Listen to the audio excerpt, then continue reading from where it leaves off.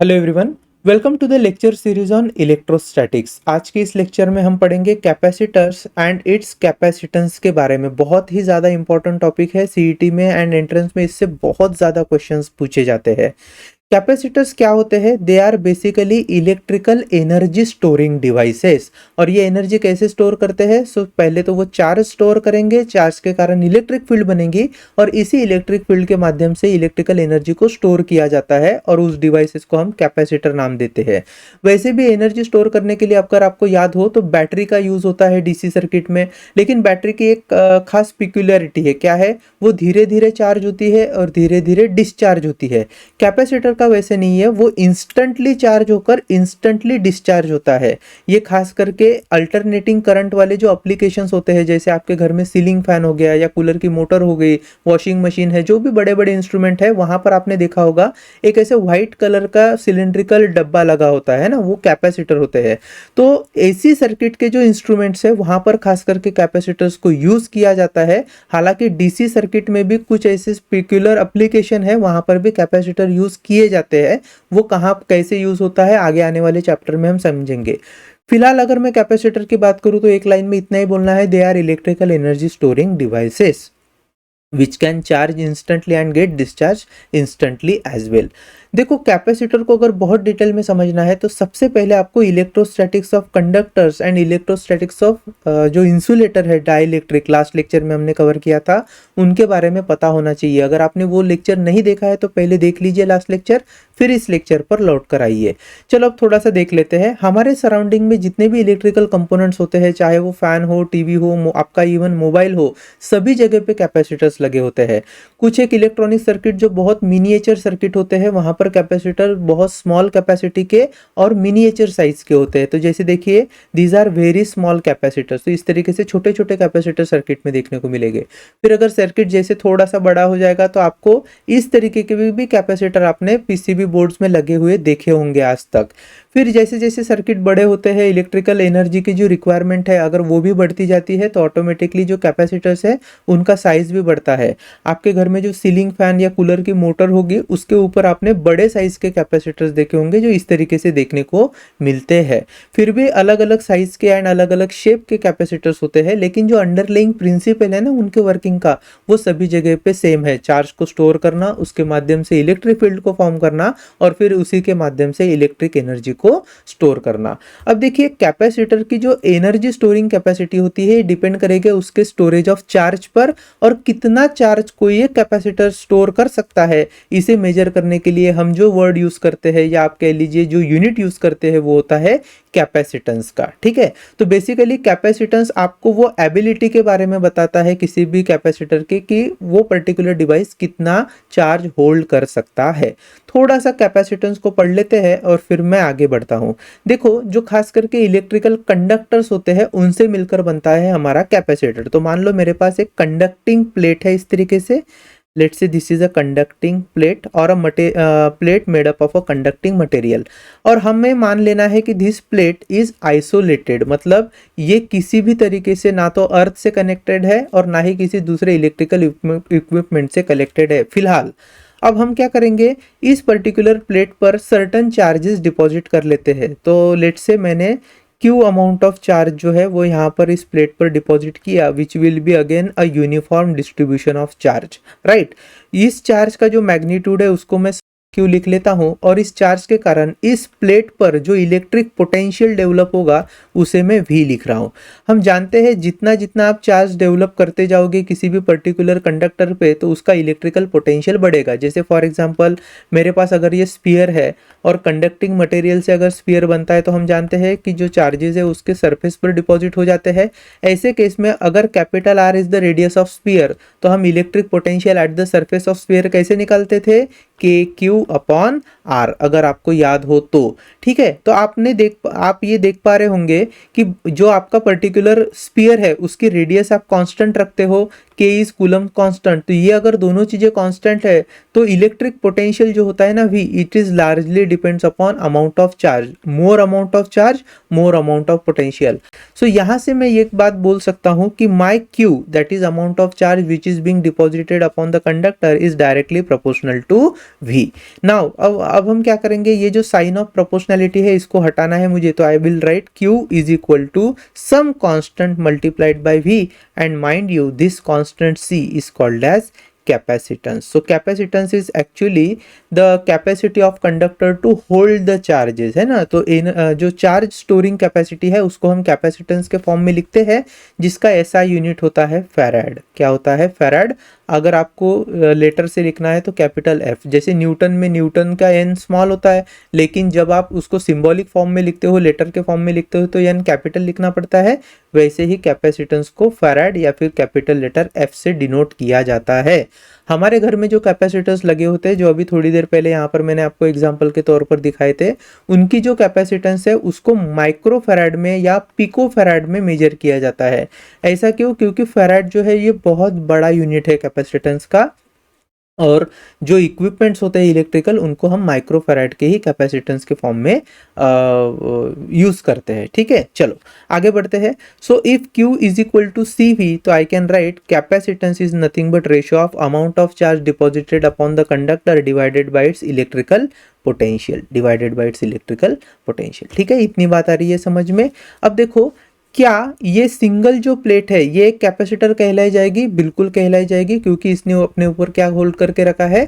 Charge hold करके रखा है। लेकिन जो रियल लाइफ एप्लीकेशन होते हैं वहां पर ऐसे हम सिंगल आइसोलेटेड कंडक्टर को कैपेसिटर नहीं मानते हैं, हम यूज करते हैं पैरेलल प्लेट कैपेसिटर। अब ये पैरेलल प्लेट कैपेसिटर क्या होता है मैं थोड़ी देर में समझाता हूं, बस इतना जान लो कि एक सिंगल प्लेट के बजाय हम दो प्लेट्स को यूज करेंगे और उससे मिलकर हमारा एक कैपेसिटर बनेगा। ठीक, दूसरी चीज, जैसे ये एक प्लेट मैंने थोड़ी देर पहले समझा के दिखाई, अब मान लो मेरे पास इस तरीके से कोई एक यूनिफॉर्मली चार्ज मेटल का स्फीयर है, तो हम जानते हैं मेटल का अगर स्फीयर है, कंडक्टिंग मटेरियल से अगर स्फीयर बना है, तो चार्ज जो होते हैं उसके जो सरफेस होते हैं वहां पर डेवलप हो जाते हैं, डिपॉजिट हो जाते हैं। Let's say capital Q is the total amount of charge which is deposited upon the sphere, and here capital R is the radius. अब आपसे कोई पूछे find the capacitance of this particular spherical conductor, तो आप कैसे पता करोगे? आई am writing here capacitance of spherical conductor, spherical conductor. ध्यान से समझना। आई नो भैया C is nothing but total amount of charge deposited divided by its electrical potential.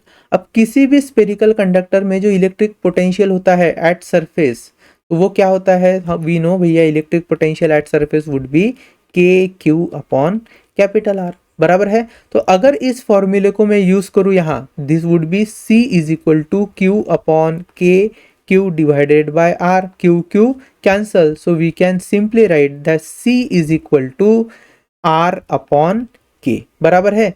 लेकिन what is K? K is Coulomb's constant which is 1/4 epsilon naught. तो ये जो 1/4 epsilon not है उसको अगर मैं न्यूमरेटर में शिफ्ट कर लूं, तो capacitance for a spherical conductor would be given by 4 pi epsilon not multiplied by radius of that conducting sphere. ठीक है, यहां से आपको एक चीज पता होनी चाहिए कि किसी भी स्फेरिकल कंडक्टर के लिए capacitance is directly proportional to its radius. ठीक, ये बहुत ज्यादा इंपॉर्टेंट चीज है। C is directly proportional to R, आगे इसका यूज होगा। ठीक है, अगर आपके पास कोई इस तरीके से एक स्फेरिकल कंडक्टर है, मान लो this is one spherical conductor, और उसके अंदर मैं और एक कॉन्सेंट्रिक स्फीयर ले रहा हूं, ये खास करके पैरेलल प्लेट अरेंजमेंट कहलाई जाती है। लेकिन अभी जब समझ लेते हैं, मान लो जो इनर रेडियस है, this inner radius is small a, outer radius is b, और जो चार्ज है वो इस इनर स्फीयर के आउटर सरफेस पर हमने कुछ डिपॉजिट कर लिया है। यहाँ इस केस में क्या होता है, जो आउटर स्फीयर होता है उसको हम अर्थिंग प्रोवाइड करते हैं। क्यों प्रोवाइड करते हैं आगे मैं समझाऊंगा। और इस तरीके से ये पर्टिकुलर अरेंजमेंट है। तो ये एक कैपेसिटर है जो स्पेरिकल शेप का है। इसका भी अगर आपको कैपेसिटेंस निकालना है तो आप निकाल सकते हो C is equal to 4 pi epsilon naught, but radius के टर्म में एक चेंज हो जाता है, ध्यान से देखना। If small a is inner radius, small b is outer radius, then आपको लिखना है a into b divided by b minus a। तो इस तरीके से आप कॉन्सेंट्रिक स्फीयर के कारण जो कैपेसिटेंस होगा उस पर्टिकुलर कैपेसिटर का इसको पता कर सकते हो। चलो थोड़ा सा आगे बढ़ते हैं और अब मैं आपको समझाने की कोशिश करता हूँ कि हमारे जो टेक्स्ट बुक में पैरेलल प्लेट कैपेसिटर है वो बेसिकली एज अ प्रिंसिपल क्या है। देखो मान लो मेरे पास इस तरीके से कोई एक प्लेट है, राइट, और इस प्लेट पर मैं क्या कर लेता हूँ, सर्टन चार्ज डिपॉजिट कर लेता हूँ and this is an isolated plate. Isolated क्यों, ये चार्ज जो है वो लीक नहीं होना चाहिए, बाहर नहीं निकल जाना चाहिए। मान लो इस पर हमने Q amount of charge deposit किया है और इसके कारण जो पोटेंशियल आएगा इस पर्टिकुलर कंडक्टर पे उसे हम वी लिख रहे हैं। अब आपको क्या करना है, थोड़ा सा इसको साइड से व्यू करना है, तो I will be able to see this plate as like this, है ना, एक वर्टिकल लाइन की तरह ये प्लेट दिखेगी साइड से देखने पर। और इस पर मान लेते हैं कि क्यू अमाउंट ऑफ चार्ज हमने डिपॉजिट किया है।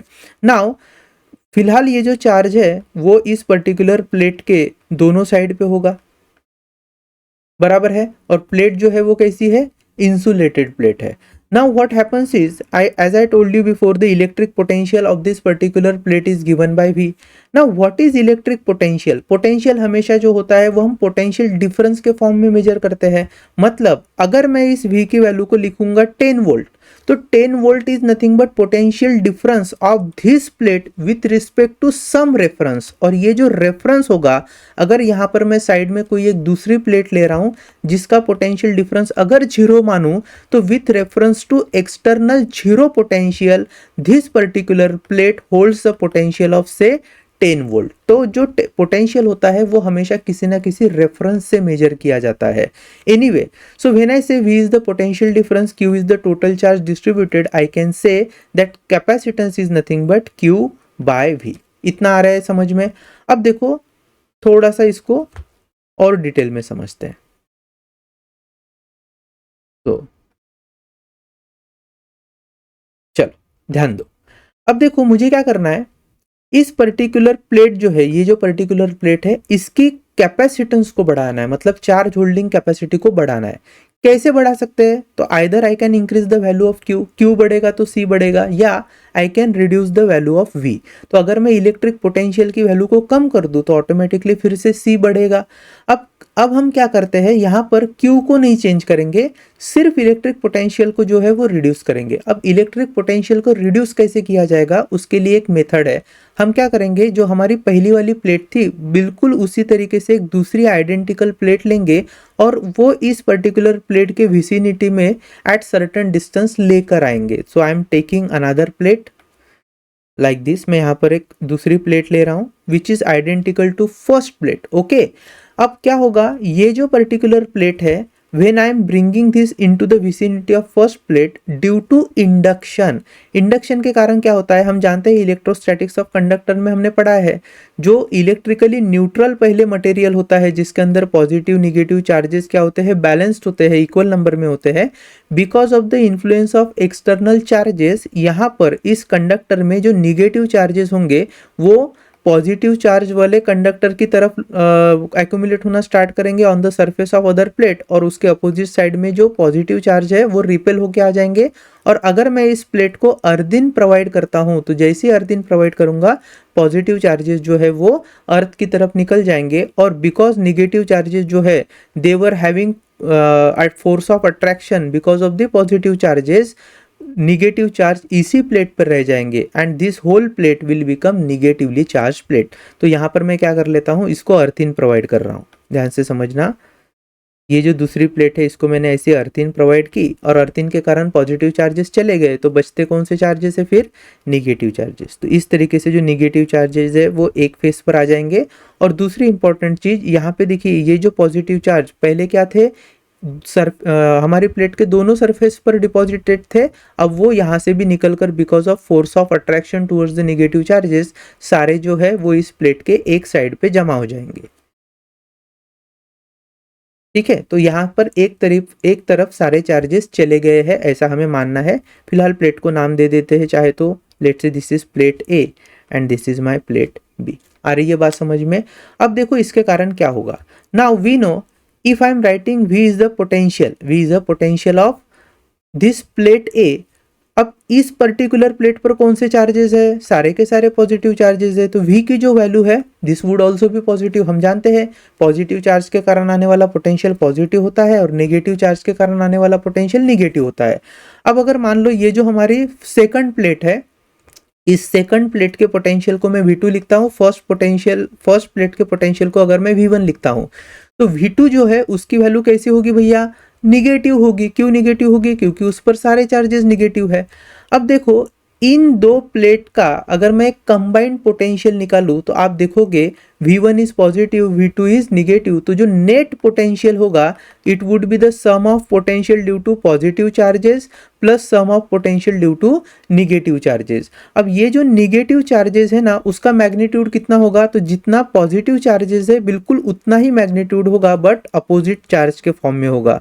So I can say plate B पर जो चार्ज डिपॉजिट हुए हैं वो माइनस क्यू चार्ज है और प्लेट ए पर पॉजिटिव क्यू चार्ज थे। अब उसमें भी देखो V2 निगेटिव है, V1 पॉजिटिव है, तो नेट पोटेंशियल V नेट ये हो जाएगा V1 minus V2 and if I use that here so I can write C is equal to Q upon V1 minus V2। तो इस तरीके से आप देखोगे तो हमने कैपेसिटेंस को इंक्रीज किया है। So in order to increase the capacitance we use parallel plate arrangement और यही कहलाता है हमारा parallel plate capacitor. Now parallel plate capacitor में दो तरीके के कैपेसिटर्स होते हैं, without dielectric medium in between the plates and with dielectric medium in between the plate. तो अगर विदाउट डाइलेक्ट्रिक मीडियम है तो हमने जो थोड़ी देर पहले कैपेसिटर के बारे में पढ़ा था ना पैरेलल प्लेट कैपेसिटर, वही अरेंजमेंट होती है। अच्छा ये देखो अगर ये पहली प्लेट है इस पर मैंने पॉजिटिव चार्जेस लेकर आए हैं और दूसरे प्लेट पर क्या है भैया, निगेटिव चार्जेस है। चार्जेस का जो मैग्नीट्यूड होगा वो सेम होगा, बस नेचर जो होगा वो अपोजिट होगा। हमने देखा था सेकंड प्लेट हम क्या कर लेते हैं, ऐसी ग्राउंडिंग कर लेते हैं और पहले प्लेट पर जो आप चार्ज लेकर आते हो वो कहाँ से लेकर आओगे, तो आप उसको किसी ना किसी सप्लाई से ज्वाइन करोगे। मान लो मैंने अगर कोई बैटरी ली है और बैटरी के पॉजिटिव टर्मिनल से इस प्लेट को अगर अटैच कर देता हूँ तो इस प्लेट पर पॉजिटिव चार्ज आएंगे और इंडक्शन के कारण सेकंड प्लेट पर नेगेटिव चार्ज आएंगे और ये कहलाएगा भैया हमारा पैरेलल प्लेट कैपेसिटर। यहाँ पर क्या है, जो दो प्लेट्स है ना उनके बीच की जो स्पेस है वो एम्प्टी स्पेस है। आप चाहो तो एयर भी कंसिडर कर सकते हो या वैक्यूम कंसिडर कर सकते हो। अब हम क्या करते हैं आगे चल के, अगर आपको कैपेसिटेंस बढ़ाते जाना है कैपेसिटर का तो इसके अंदर डाई इलेक्ट्रिक मटेरियल को फिल करते हैं और जब डाई इलेक्ट्रिक मटेरियल को फिल करेंगे तो हमारा कैपेसिटेंस और ज्यादा बढ़ेगा। अब यहीं पे यहाँ से दो टाइप हम पढ़ने वाले हैं, तो capacitance of a parallel plate capacitor without dielectric and secondly हम पढ़ेंगे capacitance of a parallel plate capacitor with dielectric medium in between them. Now when the dielectric medium will be used obviously capacitance increase होगा और यहाँ पे जो second type है dielectric medium वाला capacitor, वहाँ पे हम अलग अलग तरीके के डाई इलेक्ट्रिक मटेरियल की जो अरेंजमेंट होती है in between this to plates उनको समझने वाले हैं। ध्यान रखना डाई इलेक्ट्रिक क्यों यूज किया जाता है, दो कारणों के लिए। एक तो वो कैपेसिटर के प्लेट के बीच में होता है तो स्ट्रेंथ प्रोवाइड करता है एंड सेकंडली कैपेसिटेंस इंक्रीज होता है। तो चलो नेक्स्ट पार्ट पढ़ लेते हैं, expression for capacitance of parallel plate capacitor without dielectric medium between the plate. तो यहाँ पर मैं दो प्लेट्स ड्रॉ कर रहा हूं, दिस इज फर्स्ट प्लेट, ठीक है। इस पर जो चार्ज डेवलप हुआ है वो है पॉजिटिव क्यू चार्ज। इसका जो एरिया होगा इस प्लेट का एरिया उसको मैं ए से रिप्रेजेंट कर देता हूं, ठीक है। फिर जो चार्जेस है उसको हम ऐसे यहाँ पर दिखा रहे हैं और इसके बाजू में दूसरी हम एक प्लेट लेंगे। अब इस प्लेट के साइड में मैं डी डिस्टेंस पर एक दूसरी एग्जैक्टली आइडेंटिकल प्लेट इमेजिन कर रहा हूं, ठीक है। इन दो प्लेट के बीच का डिस्टेंस कितना है, डी है। और ये जो सेकंड प्लेट है इसको मैं अर्थिंग से रिप्रेजेंट कर रहा हूं, चलेगा। अब हम जानते हैं इंडक्शन के कारण सेकंड प्लेट पर जो चार्ज डेवलप हुआ है वो निगेटिव होगा और पॉजिटिव चार्जेस अर्थिंग के कारण निकल जाएंगे और जो मैग्नीट्यूड होगा चार्ज का that would B minus Q and let's से potential between the to plate is given bye V। So V is the potential between the two plates of this parallel plate capacitor. और यहाँ बीच में हमने क्या किया है, कोई भी डाइलेक्ट्रिक मीडियम इमेजिन नहीं किया है या उसको नहीं रखा है। दूसरी चीज, जब भी पॉजिटिव और निगेटिव चार्जेस होंगे उनके बीच में क्या होगा, फ्लो ऑफ इलेक्ट्रिक फील्ड होगा। तो यहाँ पर जो इलेक्ट्रिक फील्ड है बिटवीन द टू प्लेट्स उसे मैं E से रिप्रेजेंट कर रहा हूं। तो लेट्स से uniform electric field form by the two plates having opposite charges and it is given by E. So E is electric field intensity. Now remember, ये जो इलेक्ट्रिक फील्ड है, बहुत इंपॉर्टेंट कॉन्सेप्ट हम डील कर रहे हैं, ये जो इलेक्ट्रिक फील्ड है this is because of to plates, one is positively charge another is negatively charge. इसका मतलब ये है कि अगर बीच में कहीं मैं एक पॉइंट ले लेता तो इस पॉइंट पर जो इलेक्ट्रिक फील्ड इंटेंसिटी आ रही है वो इन दो प्लेट्स के कारण मिल रही है। पॉजिटिव प्लेट की जो इलेक्ट्रिक फील्ड होती है वो आउटवर्ड डायरेक्शन में होती है, निगेटिव प्लेट की इलेक्ट्रिक फील्ड इनवर्ड डायरेक्शन में होती है, बराबर है। इसका मतलब है ये जो पॉइंट है यहाँ पर, अगर बीच में मैं कोई पॉइंट ले लेता मान लो, तो यहाँ पर electric field intensity because of positive plate अगर मैं उसको E1 लिखता हूँ and electric field intensity because of negative plate अगर इसको E2 लिखता हूँ, तो E1 और E2 की डायरेक्शन जो है वो सेम है। इसलिए जो नेट इलेक्ट्रिक फील्ड है इन between the two plates is nothing but vector sum of electric field intensity because of to plates, right. Now ध्यान से देखो, ये अगर सिंगल प्लेट होती ऐसी इस तरीके की सिंगल प्लेट है, तो सिंगल प्लेट के कारण जो इलेक्ट्रिक फील्ड इंटेंसिटी होती है at any given point P वो कितनी आती है, तो हमें पता है it is sigma upon 2 times of epsilon not. अगर आपको याद आ रहा होगा एप्लीकेशन ऑफ गॉस लॉ जो इनिशियल लेक्चर है ना 12th स्टैंडर्ड के, वहां पर हमने देखा था कि जो इलेक्ट्रिक फील्ड इंटेंसिटी होती है at any given point due to uniformly charge plate it is given by sigma upon 2 times of epsilon naught, right. तो यहां पर अगर मैं लिखूं इसको, this is sigma upon 2 times of epsilon naught plus this would also be sigma upon 2 times of epsilon naught because इस plate के लिए इनकमिंग इलेक्ट्रिक फील्ड है, बराबर है। तो जो आंसर निकल कर आएगा that would B 2 times of sigma upon 2 times of epsilon not, 2 cancel हो जाएगा। तो जो E की वैल्यू है, याद रखना, जो E जो नेट इलेक्ट्रिक फील्ड है ये वाली, the net electric field between this to plates is how much, it is sigma upon epsilon not. This is sigma upon epsilon not. बहुत ज्यादा इंपॉर्टेंट कॉन्सेप्ट है, इसका हमें आगे यूज होने वाला है। चलो इसको आप नोट करके रख लो, फिलहाल मैं मिटा दे रहा हूं। अब थोड़ा सा आगे बढ़ते हैं। नाउ लेट्स से मैं थोड़ी सी बेसिक थ्योरी लिखता हूं। Consider a parallel plate capacitor arrangement, parallel plate capacitor arrangement as shown. Let A be the area of conductor plate upon which charge Q resides. Let D be the distance of separation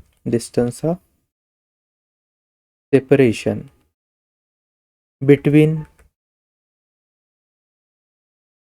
parallel plates and V be the potential difference between them. Let E be the net electric field intensity between plates. If E be the electric field intensity between the plates, we have E is equal to V by D. ये relation हमें पता है। This is the practical method of finding electric field intensity between two plates. इसको हमने already 11th standard के basics में पढ़ा था, तो ये रिलेशन हमें पता है।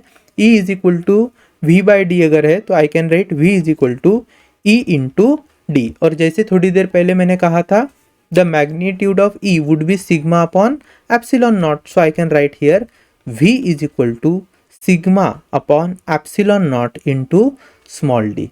अब सिग्मा क्या होता है, what is sigma? Sigma is surface charge density, so which I can write here. यहाँ पर मैं साइड में बस अपनी इंफॉर्मेशन के लिए लिख रहा हूँ, sigma is equal to surface charge density, और जो होता है total given charge upon the area. So sigma can be represented as Q by A, so I can write here that V is equal to Q into small d divided by epsilon naught into A. This is the potential in between the two plates. अब देखो आगे हम बढ़ रहे हैं।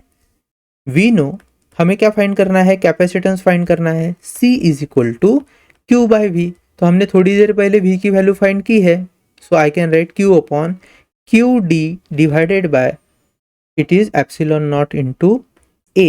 तो देखो Q Q cancel हो गया, so I can write C is equal to epsilon naught into A divided by D। तो ये फॉर्मूला है for finding capacitance of parallel plate capacitor without any dielectric medium between them.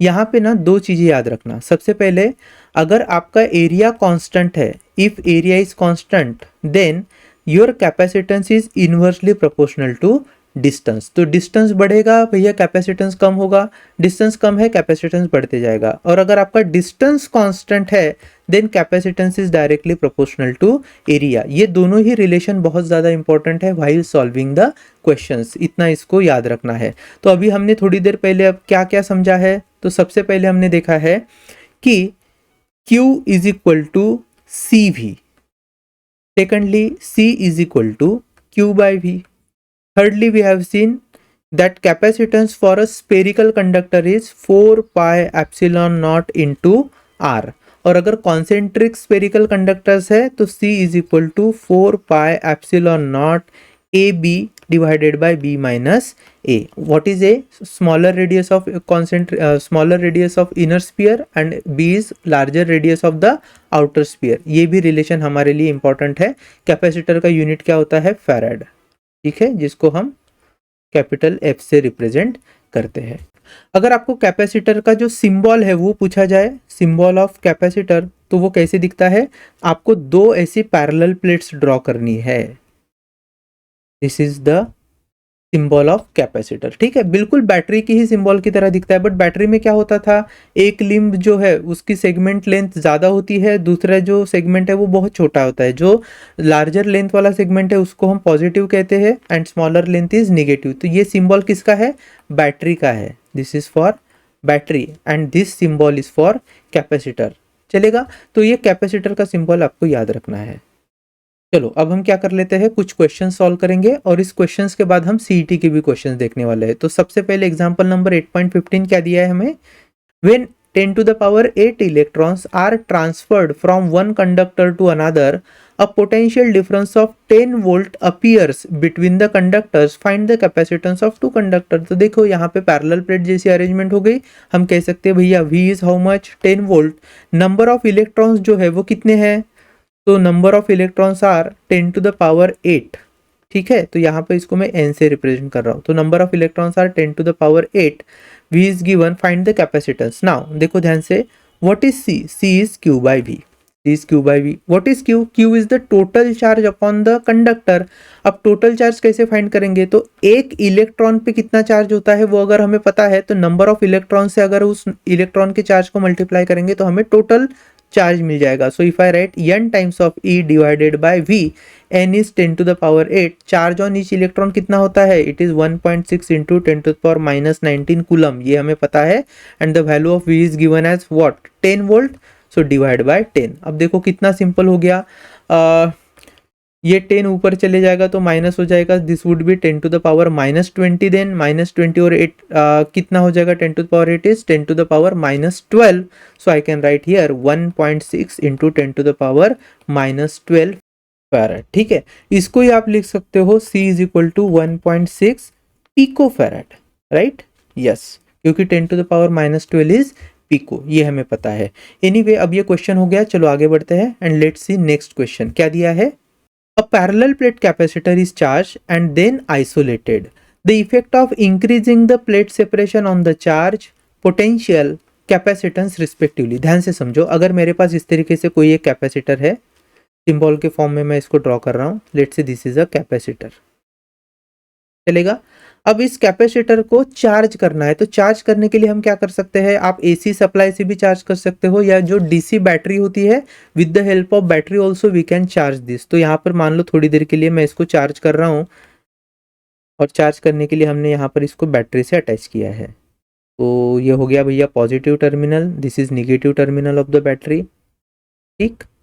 और इस तरीके से हमने इस कैपेसिटर को चार्ज किया। So this is positive negative terminal. तो इसके कारण क्या होंगे? इस कैपेसिटर का जो ये प्लेट है यहाँ पर पॉजिटिव चार्जेस होंगे और दूसरे प्लेट पर निगेटिव चार्जेस होंगे, उनके बीच का distance of separation is small D.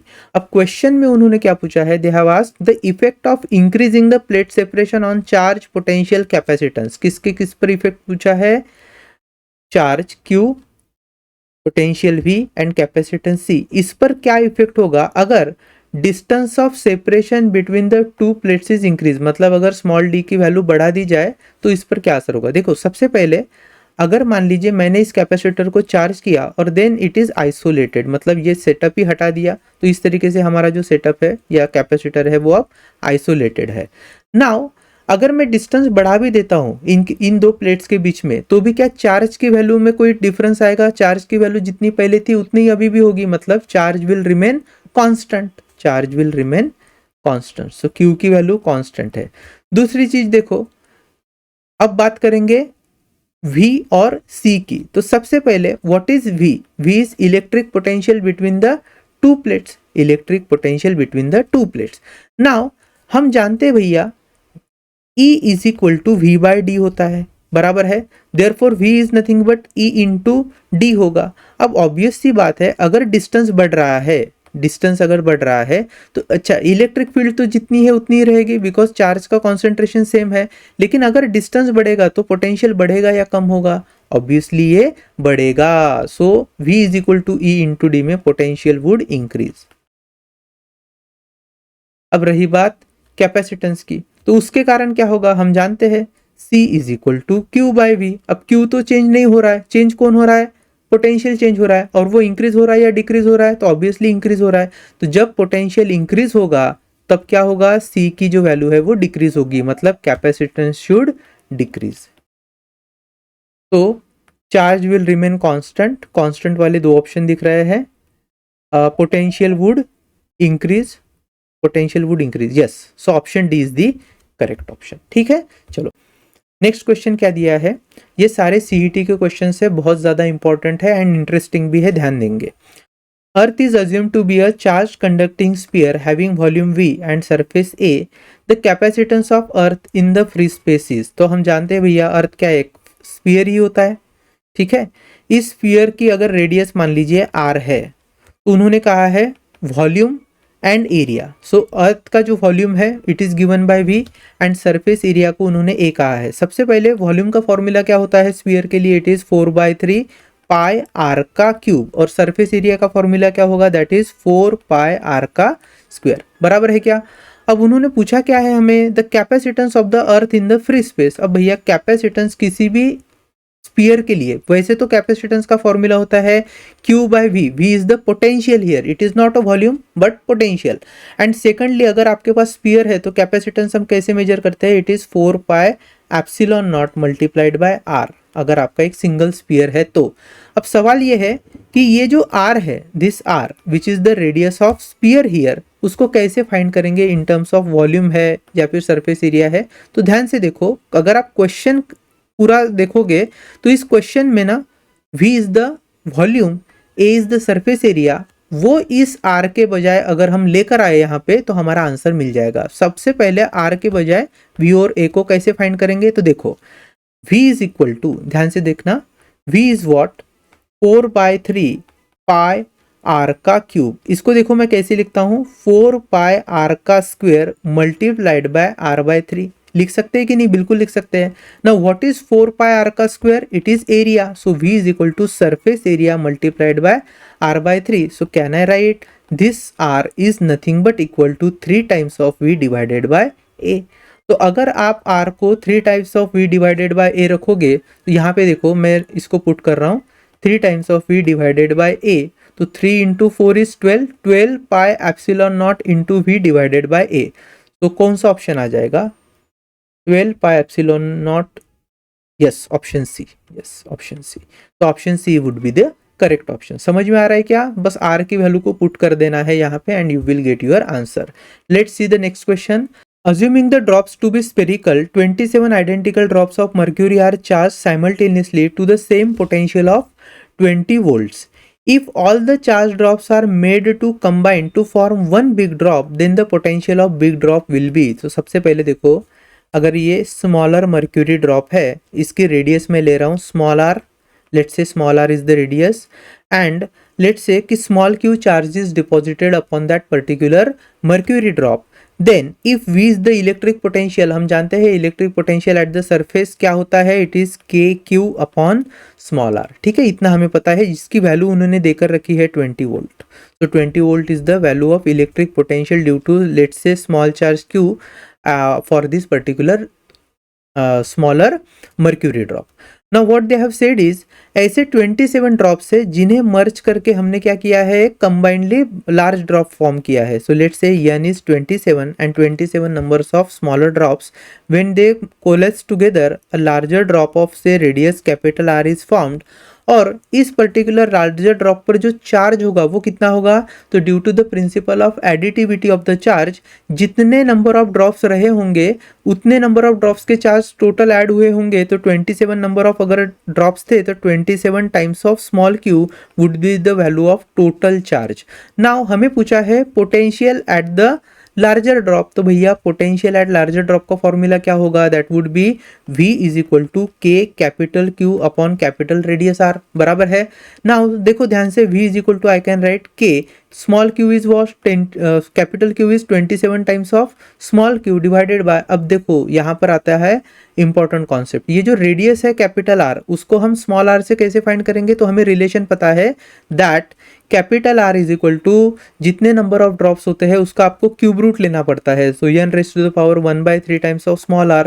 Now 27 का जो क्यूब रूट है वो है 3, है ना, 3 का क्यूब होता है 27, सो इसलिए ये आ गया 3 into small r, this is nothing but capital R। तो इसको हम यहाँ पर ऊपर यूज करेंगे, so I am using 3 times of small r here. तो 3 1 जा 3, दिस इज 9, 3 9 जा 27, सो ये हो गया 9 टाइम्स ऑफ के स्मॉल क्यू अपॉन आर।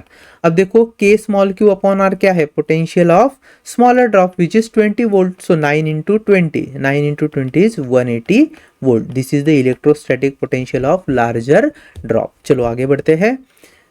अच्छा, इसमें ऑप्शन कौन सा था, ऑप्शन बी, यस, ओके, चलो आगे बढ़ेंगे।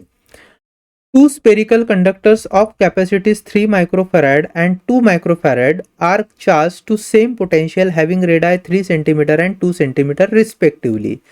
If sigma 1 and sigma 2 represent surface density of charge on respective conductors, then ratio of sigma 1 to sigma 2, देखो पहले तो दो हम क्या करेंगे, चार स्पीयर मान लेते हैं। से दिस इज फर्स्ट स्पीयर, इसकी रेडियस में ले रहा हूँ R1 और R1 की वैल्यू उन्होंने देकर रखी है 3 सेंटीमीटर।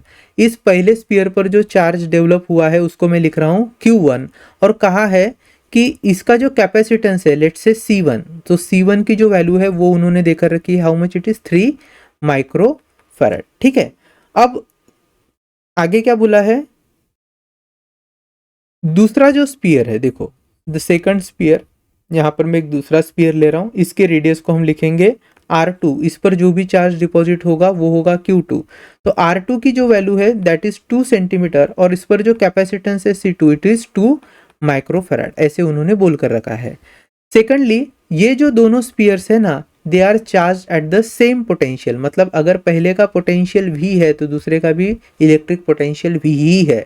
ठीक है, चलो अब सिग्मा 1 एंड सिग्मा 2 क्या है, सरफेस चार्ज डेंसिटी है और उनका उन्होंने रेशो पूछा है। तो हमें पता है भैया सरफेस चार्ज डेंसिटी अगर सिग्मा है तो वो होता है चार्ज अपॉन एरिया। तो पहले स्पीयर के लिए अगर सरफेस चार्ज डेंसिटी सिग्मा 1 है, so I am writing charge is Q1 divided by area is what 4 pi R1 का स्क्वायर। वैसे ही सिग्मा 2 क्या होगा फिर, it is charge upon the second conducting sphere divided by its surface area that is 4 pi small r उसका square, तो R2 का square. इसका हम रेशियो लेंगे, so I am writing sigma 1 upon sigma 2, तो देखो 4 पाई दोनों में कॉमन है, कट जाएगा, मिलेगा Q1 अपॉन R1 का square into I can right R2 का स्क्वायर डिवाइडेड बाय Q2। ठीक है, अब R1 और R2 की वैल्यू है हमारे पास, so we can put them here but we are not given value of Q1 and Q2। तो हमारे पास जो वैल्यू दी है कौन सी दी है, कैपेसिटेंस वाली वैल्यू दी है, तो इसका यूज करेंगे। हमें पता है कैपेसिटेंस क्या होता है,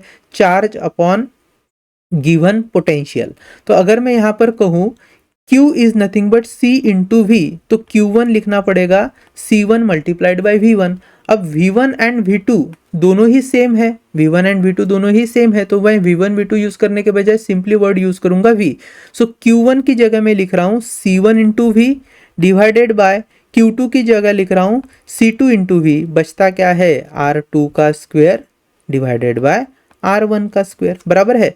V कैंसिल हो गया भैया। C1 कितना दिया है, this is given as 3 microfarad, so 3 microfarad is 3 into 10 to the power minus 6। लिखने की ज़रूरत नहीं है क्योंकि रेशो में है, लेकिन फिर भी चलो C2 is 2 into 10 to the power minus 6, ठीक है। R2 कितना दिया है भैया 2 सेंटीमीटर, तो इसको भी अगर चाहो तो कन्वर्ट करो, नहीं किया तो भी चलेगा because again there is ratio, but still 2 into 10 to the power minus 2 metre, इसका whole square divided by 3 into R1 is 3 centimetre, so 3 into 10 to the power minus 2 उसका होल स्क्वायर, तो ये हो गया कैंसिल, दिस इज 3/2। और final अगर आप ratio देखोगे तो सिग्मा 1 अपॉन सिग्मा 2 हमें मिल रहा है 3 इंटू हियर 2 का square is 4, 10 to the power minus 2 का स्क्वायर, नीचे भी 10 टू द पावर माइनस 2 का स्क्वायर है तो वो कैंसिल हो जाएगा, and here we have 2 into 3 का स्क्वायर दैट इज 9, चलेगा। देखिए 2 1 जा 2, 2 2 जा 4, 3 1 जा 3, 3 3 जा 9, सो आंसर इज 2/3। आंसर कितना आया भैया हमारा 2/3, which is option see here, ठीक है। चलो आगे बढ़ते हैं, क्या दिया है question. A capacitor of unknown capacitance C is connected across the battery of V volt. The charge stored in it becomes Q coulomb. When potential across the capacitor is reduced by V dash volt, the charge stored in it becomes Q dash coulomb. The capacitance C is. सबसे पहली बात, initial capacitance है C जब total charge है Q coulomb और initial potential है V, ठीक है। देखो अगर मेरे पास कोई एक ऐसा कैपेसिटर है, ध्यान से समझना इस बात को, अगर उसके फिजिकल पैरामीटर सेम है, मतलब डिस्टेंस नहीं चेंज हुआ है, एरिया भी नहीं चेंज हुआ है ना, उसके अंदर अगर कोई डाइलेक्ट्रिक मटेरियल रखा है वो भी अगर सेम है, तो आप देखोगे even if capacitor is charged और discharged, capacitance remains the same, capacitance remains the same. देखो कैपेसिटेंस मिलकर बना होता है चार्ज अपॉन पोटेंशियल से, बराबर है। अब ध्यान से समझने वाली बात यह है कि जब आपका चार्ज कम होते जाएगा ड्यूरिंग डिस्चार्जिंग, अगर चार्ज कम हो रहा है तो पोटेंशियल भी कम हो रहा है, इसके कारण जो रेशो है वो भी सेम ही रहता है, तो कैपेसिटेंस सेम रहा। फिर अगर चार्जिंग हो रही है तो Q की वैल्यू इंक्रीज होगी तो ऑटोमेटिकली V की वैल्यू भी बढ़ेगी, तो ऑब्वियसली फिर भी रेशो क्या रहता है, सेम ही रहता है। तो even if capacitor is charge और discharge doesn't matter, capacitance of the capacitor remains the same, ये चीज आपको पता होनी चाहिए। तो अब देखो उन्होंने कहा है इनिशियली कैपेसिटेंस कितना दिया था उन्होंने, देखो the initial capacitance is given by Q by V। फिर उन्होंने बोला है when potential across the capacitor is reduced by V dash, the charge store in it becomes Q dash coulomb, then capacitance C is, तो पहले C is Q by V, let say next C is Q dash upon, यहां पर उन्होंने बोला है when potential across the capacitor is reduced by V dash volt, तो initial potential V था, then reduced by V dash volt, तो new potential is V minus V dash. आ रही है क्या बात समझ में। अब दोनों ही केसेस में यहाँ इस दोनों ही इक्वेशन में C की जो वैल्यू है वो कांस्टेंट रहती है, वो चेंज नहीं होती है। अब आपको फाइंड करने के लिए बोला है द कैपेसिटेंस C's, अब C की वैल्यू को उन्होंने फाइंड करने के लिए बोला है। अगर मैं इनका रेशो ले लूंगा मान लो, तो C वैसे भी कैंसिल हो जाएंगे, तो हमें C तो मिलेगा नहीं, तो मैं रेशो नहीं लूंगा। इसके बजाय आप ऑप्शंस पे फोकस करो, आपको दिखेगा कि हर ऑप्शन में कहीं पर Q माइनस Q डैश लिखा है या कहीं पर Q प्लस Q डैश लिखा है। तो हम क्या करेंगे, इनिशियल इक्वेशन से Q और सेकंड इक्वेशन से Q डैश, इनकी वैल्यूज फाइंड करते हैं और फिर उनका डिफरेंस या समेशन लेकर आंसर आ जाएगा। तो सबसे पहले इक्वेशन से, अगर मैं इसको इक्वेशन 1 कह रहा हूँ, इसको इक्वेशन 2 कह रहा हूँ, तो आपको बस ध्यान देना है, क्या मैं इक्वेशन 1 से ऐसे लिख सकता हूँ Q is equal to CV, और इक्वेशन 2 से अगर बात करें तो I can write Q dash is equal to C into V minus V dash, बराबर है कि नहीं। अब देखो ध्यान से, क्या हम ऐसे लिख सकते हैं भैया, इक्वेशन 1 माइनस इक्वेशन 2 अगर करता हूं मैं, इक्वेशन 1 माइनस इक्वेशन 2 अगर हम करें तो क्या हो जाएगा, देखो ध्यान से, Q minus Q dash would be equal to CV minus of ये आ जाएगा CV plus C V dash, बराबर है कि नहीं। चलो, so Q minus Q dash is equal to C V cancel, बचता है C V dash, and therefore C would be equal to Q minus Q dash upon V dash. This is the answer, this is the answer which is my option Q minus option A. ठीक है, तो option A is the correct answer. क्या याद रखना है आपको, even if charge concentration changes, potential changes, लेकिन अगर फिजिकल पैरामीटर सेम है तो capacitance will remains the same. आगे चलते हैं। The capacity of a parallel plate condenser is 12 microfarad. तो सी की वैल्यू देकर रखी है 12 microfarad, that is 12 into 10⁻⁻6 farad. When the separation between the plate is doubled, अब मान लो इनिशियल सेपरेशन d था, but now the separation is doubled, तो d dash को मैं लिख रहा हूँ 2 times of d, and area is half. Initial अगर एरिया a है तो न्यू एरिया कितना दिया है, a डैश इज a/2 दिया है। Then its capacity when the separation between the plate is doubled and area is half will be, तो new capacitance c dash हमसे पूछा है। तो यहाँ पर फिजिकल पैरामीटर चेंज हुए हैं तो ऑब्वियसली क्या होगा, कैपेसिटेंस चेंज होगा। तो इनिशियल कैपेसिटेंस है, हम जानते हैं capacitance for parallel plate capacitor होता है A epsilon naught upon D. ये एक्सप्रेशन हमने देखा है तो इसका यूज करेंगे। सो सी डैश हो जाएगा A dash epsilon naught upon D dash. अगर मैं दोनों का रेशियो लेता हूं तो हमें एक चीज पता है, एप्सिलॉन एप्सिलॉन नॉट कैंसिल होगा, क्योंकि हमें सी डैश फाइंड करना है। So I am writing C dash upon C is equal to A dash upon D dash multiplied by D by A हो जाएगा। तो C dash would be equal to C times of, अब देखो ए dash is what, a/2, तो ये हो जाएगा a/2 times of D dash is what, 2 times of D, so into 2 into D, ऊपर है d divided by here a cancel, dd cancel, so c/4, so c dash is equal to c/4। Now c की value है 12 microfarad, so c dash is equal to 12/4, that is 3 microfarad जो है वो हमारा नया capacitance होगा, which is my option A again. ठीक, चलो आगे बढ़ते हैं। नाउ फिर क्या दिया है भैया, if the distance between the plates of parallel plate capacitor of capacity 10 microfarad is doubled. अब फिर से उसी तरीके का क्वेश्चन है, D dash is 2 times of D बोला है, इनिशियल कैपेसिटेंस इज 10 माइक्रोफैराड देकर रखा है, और पूछा है भैया, क्या पूछा है, न्यू कैपेसिटी सी डैश पूछा है। अब देखो सीधी सी बात है, एरिया में कोई चेंज हमें यहाँ पर बोला नहीं है, तो मैंने कहा था C is inversely proportional to D if area is constant, तो इसके हिसाब से C dash will also be inversely proportional to D dash होना चाहिए। तो अगर मैं रेशियो ले लूँ, so I can use C dash upon C would be nothing but D upon D dash, बराबर है कि नहीं, yes.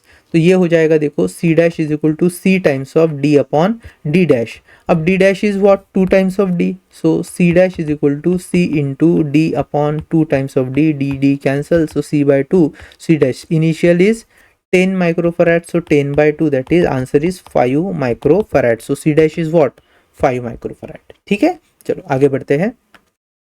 A parallel plate capacitor has plate area A and charge Q. The force on negatively charged plate due to charge on other plate is where epsilon naught is permittivity of free space. Again very interesting and important. देखो यहाँ पर मैं क्या कर रहा हूँ, दो ऐसे पैरेलल प्लेट वाला कैपेसिटर ले रहा हूँ, एक प्लेट पर पॉजिटिव चार्ज होंगे तो उतना ही निगेटिव चार्ज दूसरे प्लेट पर है। ठीक है, अब इन दोनों के बीच में जो इलेक्ट्रिक फील्ड इंटेंसिटी होगी वो होगी E। हम जानते हैं ये जो इलेक्ट्रिक फील्ड इंटेंसिटी होती है, it is 2 times the electric field intensity because of individual plates. That is what we have already seen, जब मैंने बताया था E net जो होता है it is nothing but E1 plus E2, ये आपको अगर अच्छे से याद हो। चलो बढ़ते हैं आगे। उन्होंने कहा है कि ये जो प्लेट है इसका एरिया है A, the area is A, and जो चार्ज डिपॉजिट हुआ है वो है Q अमाउंट ऑफ चार्ज, तो इस पर पॉजिटिव Q चार्ज होगा, इस पर नेगेटिव Q चार्ज होगा सेकंड प्लेट पर। Now what they have asked is the force on negatively charged plate due to charge on other plate। तो ये जो negatively charged plate है इस पर पॉजिटिव वाला चार्ज वाला कितना फोर्स लगाएगा, ऐसे उन्होंने पूछा है। तो ऑब्वियस सी बात है ये निगेटिवली चार्ज जो प्लेट है इस पर अट्रैक्टिव फोर्स लग रहा होगा बिकॉज ऑफ पॉजिटिवली चार्ज। तो देखो ये जो फोर्स होता है, हम जानते हैं force is nothing but electric field intensity multiplied by charge, ये हमें पता है। अब इलेक्ट्रिक फील्ड इंटेंसिटी देखो ध्यान से समझो, सेकंड प्लेट पर जो फोर्स लग रहा है वो फर्स्ट प्लेट के कारण लग रहा है, और इस पर्टिकुलर प्लेट की जो इलेक्ट्रिक फील्ड इंटेंसिटी होगी ना, वही हमें यहाँ पे कंसिडर करनी पड़ेगी। हम टोटल इलेक्ट्रिक फील्ड इंटेंसिटी को नहीं मेजर कर सकते हैं।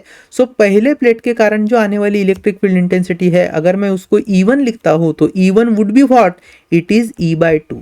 याद आ रहा है क्या, मैंने बोला था ना, total electric field intensity is 2 times the electric field intensity because of any of the plate. तो E1 हो जाएगा भैया E/2 हो गया, E/2 मल्टीप्लाइड बाय Q।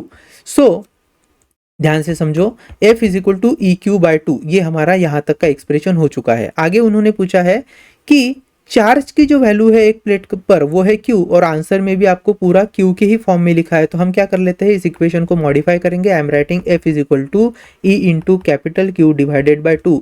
अब what is E? What is E? Is electric field intensity because of one plate. तो यहाँ पर अगर मैं electric field intensity because of 2 plates, तो E की वैल्यू होती है sigma upon epsilon naught. So I can simply write this as sigma upon 2 times of epsilon naught, बराबर है multiplied by Q। So answer would be sigma Q upon 2 times of epsilon not. ठीक है, लेकिन ऐसा भी option नहीं दिया है, तो हमें क्या करना है, सिग्मा की वैल्यू को सब्सटीट्यूट करना है। Sigma is surface charge density which is charge upon area. तो सिग्मा को मैं लिख रहा हूँ Q divided by 2 times of epsilon naught into A. तो Q by A is the value of sigma multiplied by again Q. So answer is Q square upon 2 times of epsilon naught A. This is the amount of force exerted by one of the plates on other plate. चाहे negative plate द्वारा पूछा जाता force या फिर positive plate द्वारा पूछा जाता, तो आंसर यही होता हमारा। ठीक है, चलो नाउ ऑप्शन कौन सा मैच होगा, Q square upon 2 times of epsilon naught, ये option B is the correct option. ठीक, चलो आगे बढ़ते हैं। क्या दिया भैया, a parallel plate capacitor has an electric field E between the plates if the charge on the capacitor plate is Q, the force on each capacitor plate is. अब वही है, पुराना ही वाला क्वेश्चन था, याद आ रहा है। यहाँ पे देखो 2 प्लेट्स है और उनके बीच में अगर फोर्स पता करना है तो electric field intensity of one of the plate multiplied by charge on other plate divide by, अगर आप 2 करते हो तो आपको फोर्स मिल जाएगा। और यहाँ पे ऑप्शन जो है वो डायरेक्टली मेंशन है Q into E divided by 2। So option B is the correct option. मैं इसको फिर से सॉल्व नहीं कर रहा हूँ, which we have already seen in earlier question, तो वहीं से हमने रेफरेंस लिया है। Next question, a large insulated sphere of radius small r charged with Q units of electricity is placed in contact with the small insulated uncharged sphere of radius capital R and is then separated. The charge on smaller sphere will now be। देखो बहुत interesting question है। देखो सबसे पहले मैं क्या कर लेता हूँ, यहाँ पर हम लोग एक स्पीयर मान लेते हैं, लार्जर स्पीयर जिसकी रेडियस है स्मॉल r, और इस पर जो चार्ज दिया गया है it is capital Q। So capital Q charge जो है वो इस स्पीयर पर है। ठीक है, और इंसुलेटेड स्पीयर है, आइसोलेटेड इंसुलेटेड एक ही बात है। तो इंसुलेटेड स्पीयर होने के कारण चार्ज जो है वो लीक नहीं होगा, the charge will not leak. Now फिर उन्होंने क्या बोला, it is placed in contact with the small insulated uncharged sphere. तो यहाँ पर मैं क्या कर लेता हूँ, एक दूसरा छोटा सा स्पीयर लेकर आ रहा हूँ, और इस स्पीयर की जो रेडियस है, this radius is capital R। तो लेट्स से capital R is the radius of sphere. अब यहाँ पर क्या होगा, जैसे ही ये पर्टिकुलर छोटा सा स्पीयर लार्जर स्पीयर के कांटेक्ट में आएगा जिस पर क्या है कैपिटल Q चार्ज है, तो यहाँ पर चार्जिंग बाय कंडक्शन आपको देखने को मिलेगा। चार्जिंग बाय कंडक्शन में क्या होता है, इस पर्टिकुलर छोटे से अनचार्ज स्पीयर जो है उसके अंदर जो इलेक्ट्रॉन्स और प्रोटॉन्स थे पहले बैलेंस थे, तो नेट इलेक्ट्रिकली न्यूट्रल था ये छोटा सा स्पीयर। जैसे ही लार्जर स्पीयर के कांटेक्ट में आएगा तो क्या होगा, इसके जो इलेक्ट्रॉन्स है they will be attracted towards से positive charge of the larger sphere, because of which this electrons will be neutralized, है ना, ये इलेक्ट्रॉन्स क्या हो जाएंगे, न्यूट्रलाइज हो जाएंगे। तो बचता है स्मॉल स्पीयर पर पॉजिटिव चार्ज। ओके, और इसका मतलब ये है कि हमारा जो स्मॉल स्पीयर है वो भी अब धीरे धीरे पॉजिटिवली चार्ज होना शुरू होगा। और यहाँ पर जो कैपिटल Q चार्ज था पहले लार्जर स्पीयर पर, अब उसका जो मैग्नीट्यूड है वो कम होते जाएगा because of neutralizing the electrons on the smaller sphere. अच्छा, अब ये कब तक चलते रहेगा, this will happen once and when the potential of both the sphere becomes equal. मतलब electric potential for larger sphere and electric potential of smaller sphere वो जब तक सेम नहीं हो जाते तब तक ये चार्ज का जो आप कह सकते हो change in quantity of charge जो है वो होते रहेगी। तो एक समय ऐसे आएगा जब potential of larger sphere that is having radius small r will be exactly equal to potential of smaller sphere. अब what is electric potential for any sphere? It is given by k q. q is the charge divided by radius. तो radius है small charge. अब ध्यान से समझना, जब ये larger spear smaller spear के कांटेक्ट में आया तो क्या चार्ज कैपिटल क्यू रह गया? क्या नहीं, ये चार्ज निश्चित तौर पर कम हुआ होगा। अच्छा, ये कितना कम हुआ होगा? तो जितना चार्ज यहाँ पर डेवलप हुआ होगा ना, मान लो यहाँ पर स्मॉल क्यू चार्ज डेवलप हुआ है, तो कैपिटल क्यू में से अगर आप स्मॉल क्यू चार्ज माइनस कर दोगे तो उतना ही चार्ज इस लार्जर स्पीयर पर बचा होगा। जैसे फॉर एग्जाम्पल मैं बता रहा हूँ, ध्यान से समझो। अगर इनिशियली 4 कूलम चार्ज है लार्जर स्पीयर पर, ओके, जब इस स्मॉल स्पीयर पर कोई चार्ज नहीं था तब की बात है। जैसे ही स्मॉल स्पीयर को हम लार्जर स्पीयर के कांटेक्ट में लाएंगे, लेट से कि स्मॉल क्यू चार्ज हो चुका है 2 माइक्रोकूलम का या 2 कूलम का। क्यू की वैल्यू कितनी है? 2 कूलम, और कैपिटल क्यू था 4 कूलम। तो जैसे ही ये 2 कूलम बनेगा ना, तो आपका ये जो 4 कूलम वाला चार्ज था, अब वो भी घटकर कितना रहा होगा? सिर्फ 2 कूलम रहा होगा। आ रही है क्या बात समझ में? तो इस तरीके से हम बोल सकते हैं कि भैया लार्जर स्पीयर के ऊपर जो चार्ज है वो है capital Q minus small Q, and smaller sphere पर जो चार्ज है वो कितना होगा? k times of small Q divided by capital R. ये आपको पता होना चाहिए। नाउ k इज कैंसल, तो क्या बचता है हमारे पास? r times of capital Q minus small Q is equal to small Q times of r. चलो, r into capital Q minus r into small Q would be again small r into small Q. What I can do here is r into capital Q, I am writing this as small r into q plus capital R into small Q. यहाँ से small Q common आ गया, तो small r plus capital R is equal to r into capital Q. और हमें पूछा क्या है? The charge on smaller sphere, मतलब स्मॉल क्यू पता करना है, तो स्मॉल क्यू हो जाएगा q times of capital R divided by small r plus capital R, which is my option D, which is my option D here. चलो आगे बढ़ते हैं. A capacitor of unknown capacity is connected across a battery of V volt. The charge stored in it is Q coulomb.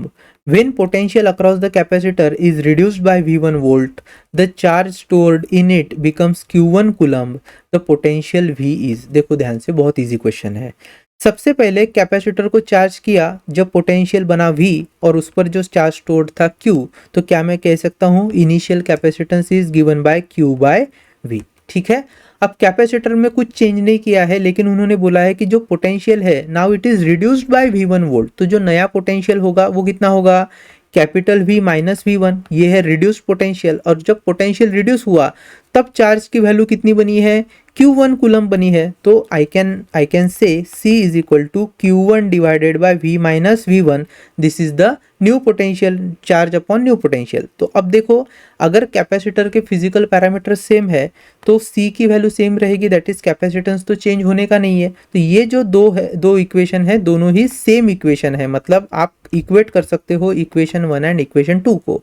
पूछा क्या है? The potential V. अब V की value उन्होंने पूछी है, तो हम क्या कर लेते हैं? देखो simply, if I take the ratio of equation 1 and equation 2, तो यहाँ पर हमें चूंकि कैपेसिटेंस नहीं पता करना है क्या नहीं, तो अगर मैं रेशियो लेता हूँ कैपेसिटेंस कैंसिल भी होता है तो चलेगा मुझे. So taking ratio of equation 1 and equation 2, चलो इक्वेशन 1 को डिवाइड कर रहे हैं अपन इक्वेशन 2 से, तो C by C is what? Q by V into V minus V1 divided by Q1. तो भैया C कैंसल, यहाँ पर क्या हो जाएगा? देखो V by Q is equal to V minus V1 upon Q1. So I can write V Q1 is equal to QV minus QV1. तो एक काम करते हैं, V वाली टर्म एक जगह लेके जाएंगे. So I can write here QV1 is equal to QV minus VQ1. बराबर है. ये जो माइनस ऑफ QV1 है मैं लेफ्ट में लेकर आया हूँ, और VQ1 राइट में लेकर गया हूँ, क्योंकि V वाली टर्म है उसको एक साइड में हम रख रहे हैं. तो यहाँ से मिला है QV1 इज इक्वल टू, यहाँ से V कॉमन आ गया तो बचता है Q माइनस Q1. हमें पूछा क्या है? द पोटेंशियल V पूछा है, तो V is equal to QV1 divided by Q minus Q1. So QV1 divided by Q minus Q1, this is my option A here. चलेगा. Now let's move ahead. अब देखो क्वेश्चन क्या बोला है. The graph shows the variation of voltage V across the plates of two capacitors A and B versus increase in charge Q stored in them. Then देखो दो capacitor है, capacitor A, capacitor B.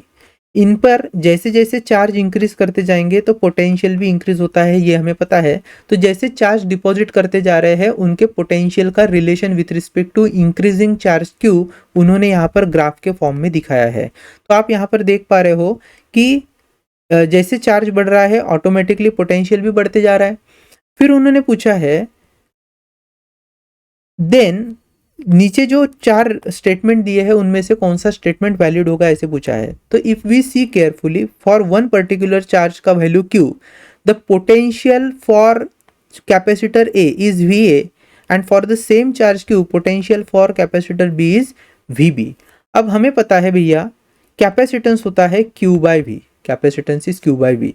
Capacitance for capacitor A would be Q upon V A and capacitance for capacitor B is equal to Q upon V B.